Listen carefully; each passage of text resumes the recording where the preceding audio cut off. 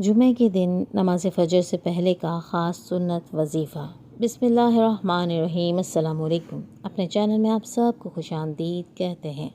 دوستو، آج ہم آپ کے لیے جمعے کے دن نماز فجر سے پہلے پڑھنے کا ایک عمدہ اور خاص سنت وظیفہ لے کر حاضر ہوئے ہیں۔ اس وظیفے کے خاص اور اہم ہونے کا اندازہ آپ یوں لگا سکتے ہیں کہ اسے بتانے والی ہستی وہ مبارک ہستی ہے جن کے لیے اللہ رب العزت نے اس کل کائنات کو بنایا اور اس پورے جہاں کو سجایا۔ دوستو، اس مبارک وظیفے کو بتانے والے کوئی اور نہیں بلکہ ہمارے پیارے آقا حضرت محمد مصطفیٰ، نبی اول نبی آخر خاتم النبیین صلی اللہ علیہ وآلہ وسلم ہیں۔ جب ان کی زبان مبارک سے یہ الفاظ ادا ہو گئے تو یقیناً ان الفاظ میں ہمارے لیے فلاح اور کامیابی ہی کامیابی ہے۔ دوستو، ہمیں چاہیے کہ اس نادر وظیفے کو ضرور اپنی زندگی کا حصہ بنائیں تاکہ فلاح پا سکیں۔ چلیے آپ کو بتاتے ہیں یہ اعلیٰ سنت وظیفہ کیا ہے اور آپ نے اسے کب اور کیسے کرنا ہے۔ دوستو، آپ نے اس وظیفے کو جس وقت کرنا ہے وہ ہے ہر جمعہ۔ ہر جمعے میں نماز فجر سے پہلے، یعنی فجر کی نماز ادا کرنے سے پہلے آپ نے اس وظیفے کو پڑھنا ہے۔ اس وظیفے کو آپ باوضو یا بے وضو دونوں صورتوں میں پڑھ سکتے ہیں، لیکن دوستو چونکہ نماز فجر کی ادائیگی بھی کرنی ہوتی ہے تو لہٰذا بہتر ہے کہ باوضو ہو کر ہی اس وظیفے کو پڑھیں۔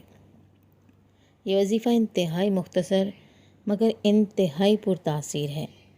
آپ اس وظیفے کو محض چند سیکنڈز میں بھی بآسانی کر سکتے ہیں۔ چلیے دوستو، آپ کو اس وظیفے کے بارے میں بتاتے ہیں۔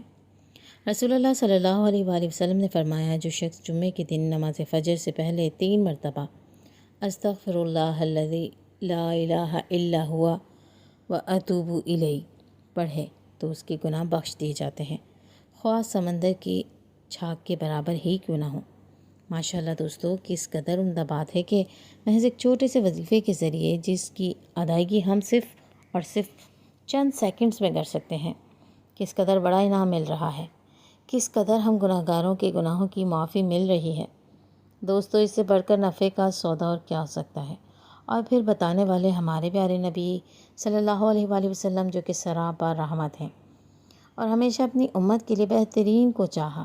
دوستو، اللہ پاک سے دعا ہے کہ وہ ہمیں رسول اکرم صلی اللہ علیہ وآلہ وسلم کے بتائے ہوئے مبارک طریقوں اور وظیفوں پر عمل کرنے کی توفیق عطا فرمائے اور آپ صلی اللہ علیہ وآلہ وسلم کے دکھائے ہوئے مبارک راستے پر چلنے کی توفیق عطا فرمائے تاکہ دنیا و آخرت میں کامیابی ہمارا مقدر بن جائے۔